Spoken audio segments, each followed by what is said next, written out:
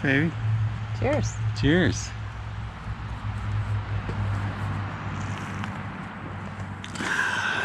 Cheers.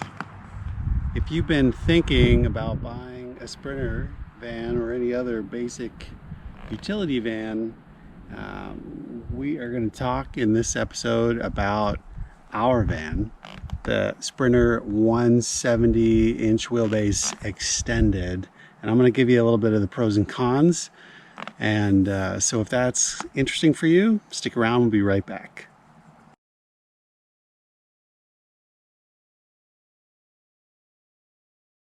There's a lot that goes into choosing your van length. Amy and I have been fortunate enough to have this Freightliner Sprinter 170-inch wheelbase in the extended body length since 2013. It's 2011. We bought it used, and we bought it as a shell and did the conversion with a company outside of Portland called Van Specialties, and they did an awesome job. And so we have a few years of experience with this particular van at this length. And right now I'm going to give you the pros and cons of our experience, the things that we think are great about it and the things that are a little bit more challenging about it. Getting a van, choosing a van is always a trade-off between functions. The more size you have, the more you can potentially do with it, but sometimes the size makes it hard to do other things. So let's talk about pros and cons of this van, Sprinter 170-inch extended. Okay, first and foremost, the biggest pro is the space. That extra length gives us a ton of room inside. If you've seen our tour, you'll know that we have a full 6-foot galley kitchen in there, plus a queen-sized platform bed that's always set up. We keep our bikes, camp stoves, basically all of our gear and equipment underneath. And since it is a work truck, when I have work events to do, I can load the bed, or what we call the garage, just full of our equipment and take it to an event, and no problem. The rest of the van pretty much stays as is. We don't have to change anything around. So the biggest pro for this length is the space, obviously, and that's why you would get such a long van. It is a lot of Sprinter van, but all that real estate translates into really livable space, and space that you don't have to monkey with and change every time you want to do something. So that's probably the biggest pro for us. Another big pro is the handling, and surprisingly for a van that's 24 feet long, give or take, it handles really well.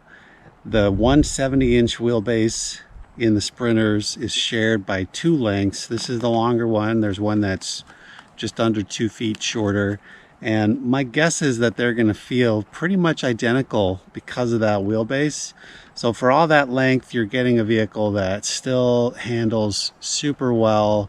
We can take these winding country roads with it, no problems. And it's surprising just how many little dirt and gravel roads we can get this thing on without being too worried about the length. Now this is sort of a pro. The height of this van is pretty much the same as the short bed, or it is the same. I say pretty much because the 4x4s, which are super popular right now, do add a little bit of height, but we have solar panels on the roof. So the height of it really isn't any different than the short bed model. So if you're limited by close canopy on the roads that you want to get your van down, you're going to be limited pretty much the same, whether it is 144-inch or this 170 or 170 extended. For the other big van makers out there, Dodge and Ford, you know, their high tops, they're all gonna be pretty much similar as well. So I'm calling that a pro. That'll also be a con when we get to the con part, but that's true for any length, so it's not specific for ours. So I'm calling it a pro. So those are the basic pros for this length van, but I just can't stress enough how valuable we find that extra bit of length. Just to give you an example, and you might be able to see it in the video. There are 2 fantastic fans, so we get great cross ventilation, fixed queen size bed in there, 6-foot galley, plus the rollover sofa. So when we've camped, 4-season camping, if it's not a beautiful summer day like it is here, and the weather's kind of marginal, and you're camping with friends, if the weather turns south, instead of having to chill in a tent or someone else's pop-up camper, everybody can jump in this thing. We've had 6, 7, even 8 people in there, and it's nice and toasty. It's super cozy, it's super fun, and we don't have to rearrange anything. Not having to play the van Tetris game is just huge deal for us. We really like it. Okay, another pro is these commercial vans are expensible to your business. So depending upon what you do for a living, if you have a business and you can justify needing a van like this and you can use it, a certain portion of that can be tax deductible. Talk about it with your accountant. So we're fortunate enough with our company that we absolutely use this. I use it to travel for events. We do local stuff. It's wrapped and it's advertising for us. So for that reason, it's pro, because we can expense part of this through our company. Okay, another pro is we put an awning on this. It's a Fiamma. It's beautiful, lightweight, gorgeous piece of engineering, and it's huge. It's super long. It's at least 11 feet long, the awning. So when we roll that out on a sunny day, we just have tons of shade. If we wanted to, we could add a room on top of it and just create a massive amount of indoor-outdoor living space. Because we live in the Northwest and it's not super buggy here that much, we really never needed the outer room, but we love having that big long awning. Okay, here's another pro. And I mentioned before that we put this wrap on it as part of our business strategy. It's a marketing cost for us that we were able to run through the business. And here's a pro, 170-inch extended. That's a big van. This is maybe one of 2 or 3 in our area in this size, and it's the only one that has this big awesome wrap on it. So it gets a lot of attention, and because it's a work vehicle for us and it's a marketing vehicle, I like that. So for me, that's a pro. Okay, now for the cons of the 170-inch extended wheelbase. To some degree, the regular 170-inch wheelbase as well, and it's really the same as the Pro. It's the length. So when we pull into a tight parking lot, or we're going shopping somewhere and we need to navigate a narrow area, that extra length does add up. It sticks out quite a ways into traffic. Usually where we live, it's not that big a deal to park on the outskirts of the parking lot and find a good spot to pull through. But we've been dinged before for doing that at a paid lot. For example, if you live in a city and you're using paid lots, or you're traveling and you plan to use paid lots, that is something to consider, that this takes up more than one full spot. And so you just have to factor that in when we go traveling. We can usually find good parking for it within 2 or 3 blocks of our destination, but that is an issue. And if this was a daily driver, I think finding parking for it might become a little bit of a pain in the butt. So as awesome as that length is, if this was our daily driver, I would have to choose to go with something shorter. Another con of the 170-inch extended is the departure angle. Now the breakover angle, basically between the 2 axles, if you're going over a little bump or hill, basically how big could that hill be before you're gonna get high-sided on it. And that might not seem that common that you'd have to deal with that, but where we live, It's snow country, and there can be big snow berms that build up, and if you're trying to get off of a plowed or a heavily traveled road onto a secondary road where the plows come by, I mean, it's very, very possible that there's a berm built up that high that's going to end up high-siding your huge van. So that's one thing, the breakover angle, and then the departure angle at the back end of the van when you're coming down off of a hill and it starts to level off. Basically, what is that slope beyond which you're going to scrape? And just on this trip, we tried to get down a little back road, and there was a very small stream crossing. Easily could have navigated the stream itself, but it was the little bit of slope that the stream had cut out in the road that caused us a problem. On our van, we have an extra step in the back, and that extra step is basically what takes all that stress. So that's not too big a deal. It's not structural, but we did scrape it a little bit. And so if you're going to choose to go with this kind of van, this van is really all about fairly well-maintained roads. We've gotten it, like I said earlier, down some amazingly beautiful and remote spots, but none of them are really that wild. And so this is a van that's going to get you access to maybe 98-99% of what's out there, but there's still a few little rabbit hole, squirrely roads that you might think twice about taking this down. So turning is another area that is going to be a little bit compromised going with the longer wheelbase, and not just turning but navigating roundabouts. That's going to be an area where you'll feel that extra length. With the extended van in particular, there's so much extra caboose on this thing. If you're parallel parked somewhere and you need to pull out rather tightly, the rear end does swing into the curb, or over the curb I should say.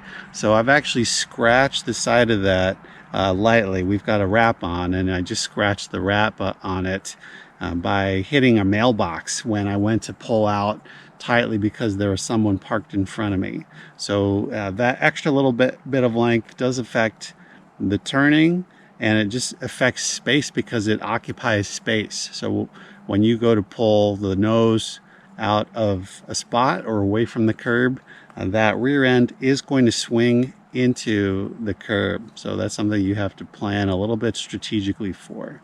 Another con is the price. Now, we found this vehicle used. We got a really great deal from an Oregon-based dealer who treated us really fairly, so we're very happy with that. But to get a 170-inch period, and then on top of that, the extended body, each of those steps adds cost to your van. So unless you happen to luck upon one on the used market or from a dealer that's really looking to clear out a vehicle, you are going to pay more for the 170-inch and especially the extended body. Another con is not just parking it out and about when you're cruising around, but just at your house.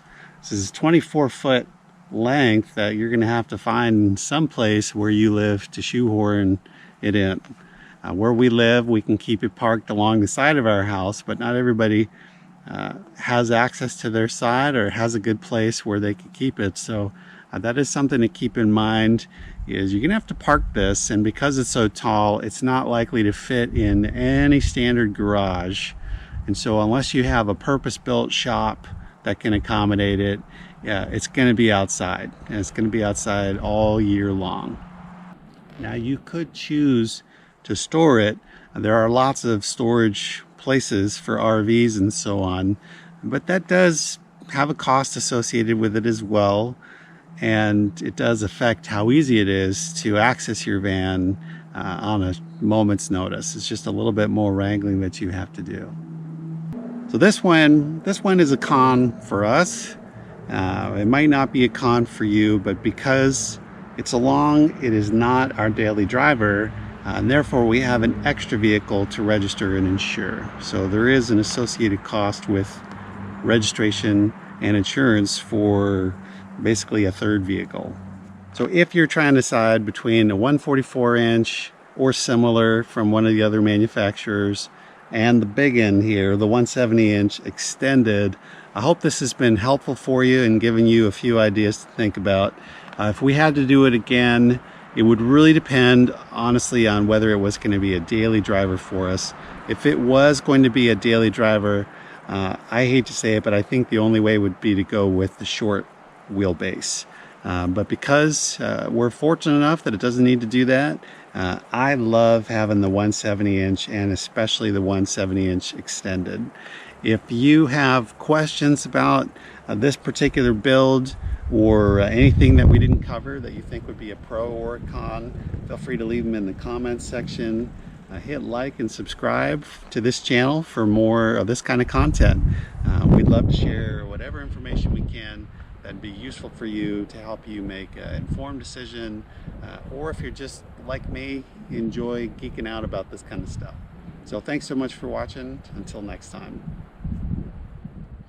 I know this is going to keep happening to me, but I thought of another pro, and that's the length of the roof of this thing allows for multiple solar panels, racks for boards. Obviously we've got our fans there. I know there's a company down in California, Illuminess, that'll make you an incredible roof rack, deck, party platform for these things. So I'm actually thinking about that.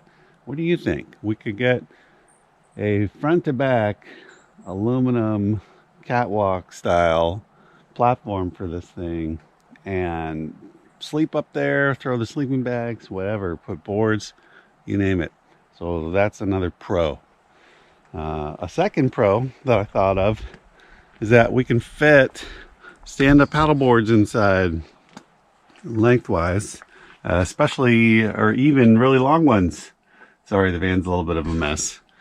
We won't tell Amy that we showed you this, but yeah, we'll move the porta potty box out of the way, slide the boards in, and from the back to the front edge here, don't look at the mess, sorry, camping, from the back to the front edge, then we're talking at least 16, 17 feet maybe to the back edge of the captain's chairs. So anyway, there you go. A couple more pros this morning. Solar panels on the roof, plus anything else you want to do to make a party deck, and then stand-up paddle boards on the inside. That's another pro. 170 inch extended. Time for some more coffee.